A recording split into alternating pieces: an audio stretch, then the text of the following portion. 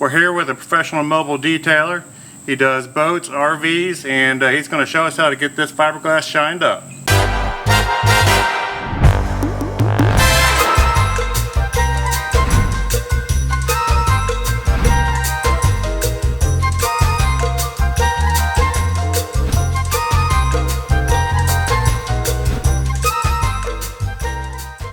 So welcome back. We are here with Tyler Bennett. He is a professional mobile detailer. He focuses largely on boats and RVs, so he knows all about getting fiberglass to shine up. He polished our casita a couple years ago, did a fantastic job, so we figured we'd have him come back out and we'd get the Northern Light shined up by him because I know it's going to look awesome. I thought about doing it myself like I did on the other one, but I knew he would do a much better job, so we're going to have him come out and he's going to take care of it. And if you don't mind, Tyler, maybe just show us, or talk about, what it is that you use to get it shined up. Is it a one-step or two-step process? Or? Cool. So we have here's gel coat. On most RVs, what you're going to have is either it's going to feel really hard and it's going to be perfectly smooth. It's gel coat. If you can see the fibers of fiberglass structurally and you feel them through the finish, then you've got pigmented resin, both of which oxidize, which is why you get the chalky white on your hands. It's called chalked out. At that point, you're going to need a really hard abrasive compound, or sanding, depending on what the surface, on how bad in order to get it to be looking new again. So we have here is a test spot all taped off for you so you can see before and after. And we're going to use a really aggressive compound. We don't need to sand this one in particular. Anytime you have lettering, you got to really keep it moist and wet on your pad. And this is a rotary high-speed buffer with a wool pad. If you use foam, it's going to heat up more and you're not going to cut as deep. And for these hard finishes, gel coat finishes, you need to be very aggressive. So is that just a compound, or is that a compound polish, or is that like a... So this is an abrasive compound. It's meant to remove a lot of material off of the surface. It breaks down as you work it, which means I can cut and polish at the same time. Polishing being, I take out all the micro abrasions in it. I'm not going to use any sort of glaze in the process. That way it lasts longer.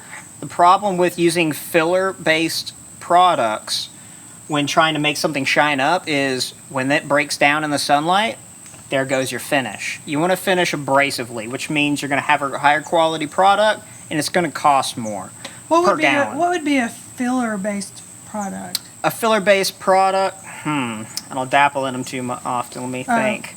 A lot of the hydrating hand waxes you see on a Walmart shelf. Oh, okay. Made by Meguiar's. If it says like polish and wax mixture, there's no abrasion in it.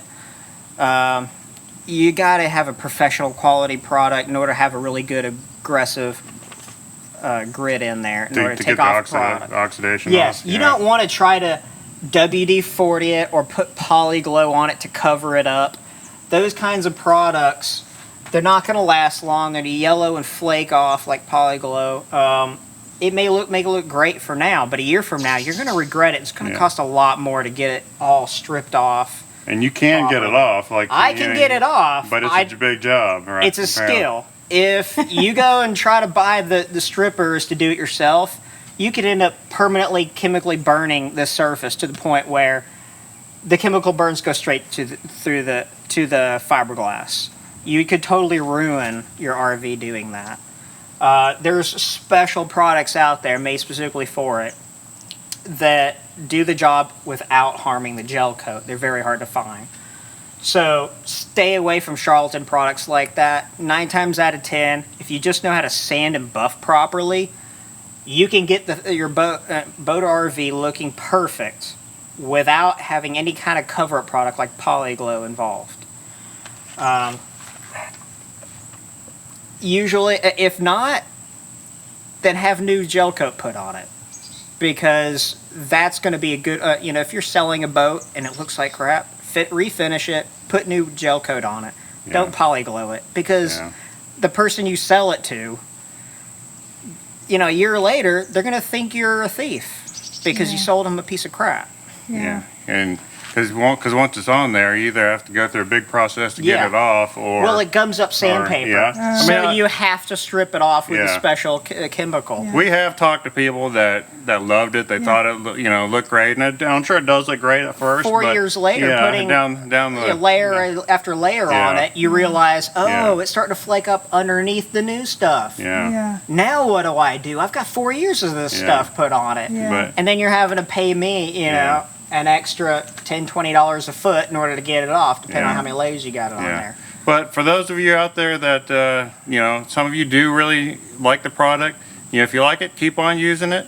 But in our case, I've always preferred to finish the fiberglass, get it looking better. And, speaking with, professionals like Tyler, he's able to really, get it looking right and, do the right thing. So we don't have to cover it up with something. So he'll get it shining. And so he's going to go ahead and show us his process for showing, how to get it shined up. We're going to see a before and after.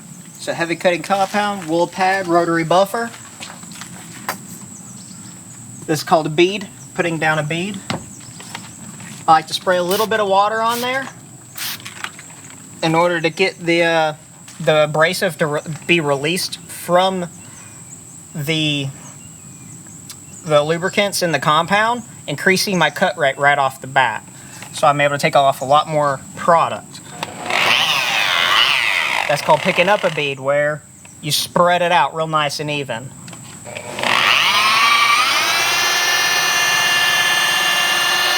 Now we're working it at about 1,500 RPMs, or a number 3, depending on your machine. Now you don't want to get up on the edge like this, because that will instantly burn your lettering. Keep it flat. Keep it flat, okay. And work it slowly side to side. Something like this, you're going to mess up the way the compound breaks down, and it's not going to finish as well. It's not going to cut as well either. It's going to burn up your product. Most products give most of their cut work, their hard material removing, is all done within the first 2 slow passes. Really? After that, you're finishing. You're getting it to be clear and glossy. You got a little bit of a residue. Yeah, I can already see it. But It's such a light amount of residue. If you keep your pad healthy and clean to begin with, you can even wipe it off with your hand. Now, if you look at it at a 45-degree angle, you can actually see the background reflection image. You should be able to see my face in it. And a good tester is to put your fingernails up to it. And the more definition you can see in the back of your hand, the better your clarity is. Put your hand over here. And it's flat. Put it over here.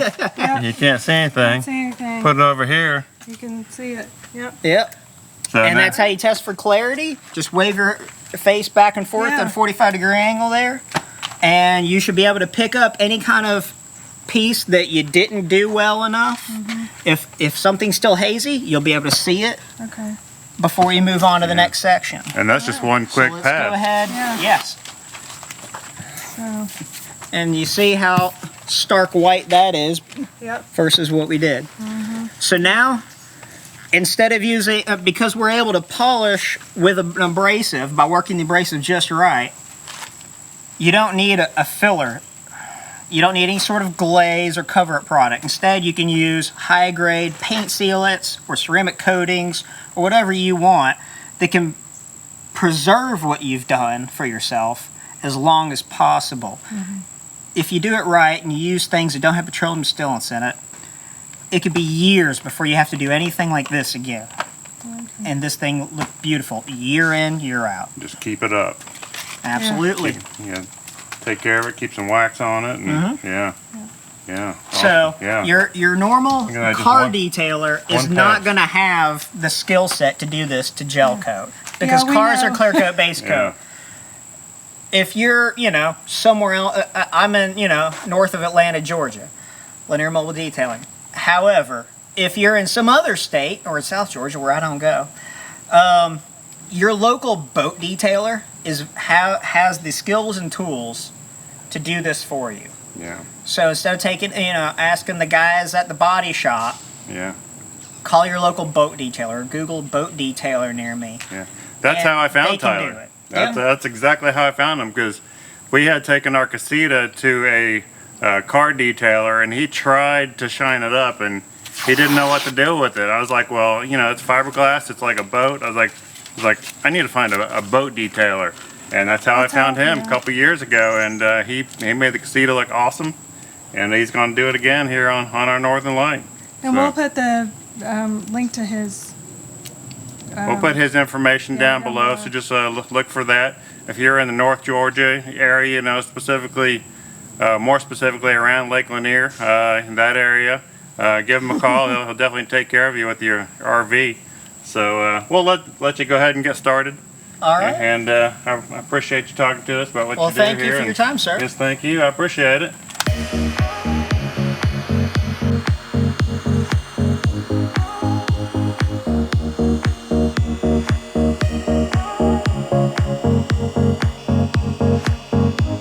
If your pad, pay attention to how your pad is rotating. If you come up on something like this, it's going to catch and push itself towards your face. You'll lose a tooth. It's got enough pressure behind the backing plate.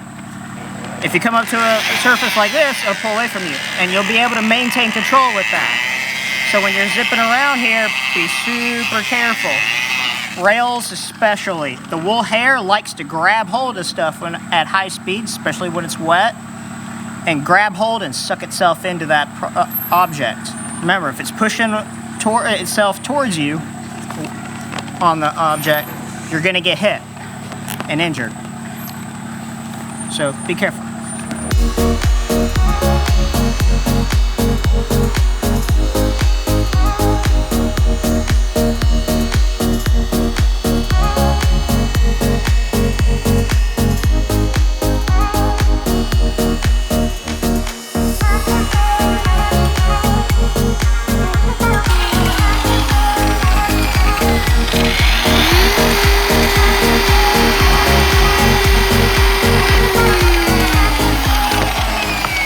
That stuff really works, whatever you use. Thank you. Good stuff. If you want a good compound, call Detailing. What's it called? Detaillink.com. Detaillink.com. Yeah, look them up on Google or whatever. Call them up. If you get a hold of Brian Crosby or any main guys there that can direct you on products, just tell them what you want to do. They'll sell you some good stuff.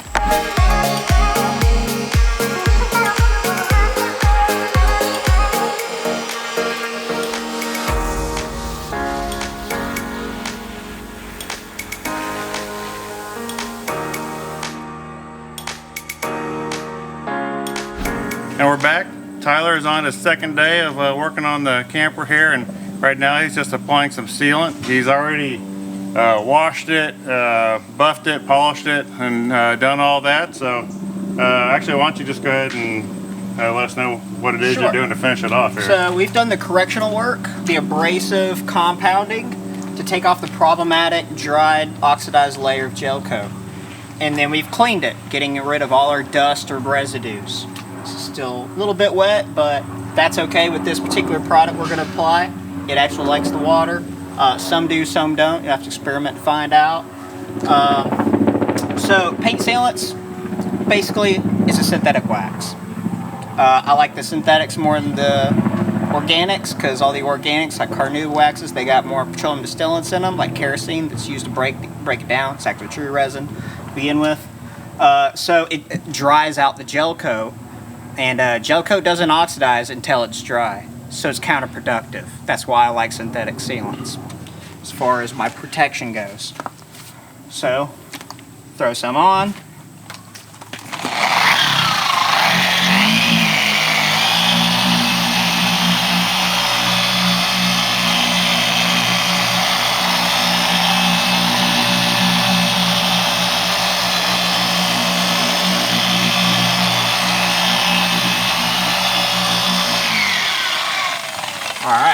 So, once you've applied it to where it almost completely disappears, most of them like to be worked in like that. Take a soft, clean microfiber towel, and I mean clean like you haven't used it for anything else since the last time you washed it. And then you wipe it off. Well, it looks amazing. I mean, I can see your reflection. It's like So a mirror up here, in there. you can see a little bit of swirl and whatnot. Down here, it's all disappeared, and it's super glossy, and you can't feel this through the camera, but there's a huge texture difference. Now, that slickness means that we filled in all the pores with a protective agent, which means less dirt adheres itself to the surface when you're driving around, so it's just easier to keep clean altogether. You don't have to scrub it with heavy degreasers, nothing like that. So you're not going to damage the gel coat over time. And that's how you get it to where you can easily maintain it and have a perfect looking RV year round. Well, it looks perfect now. It looks really amazing. Tyler has done a fantastic job. So if you're in the North Georgia area and you want to get a shine on your RV like we have on this one, look Tyler up, Tyler Bennett, Lanier Mobile Detailing, and the information will be below.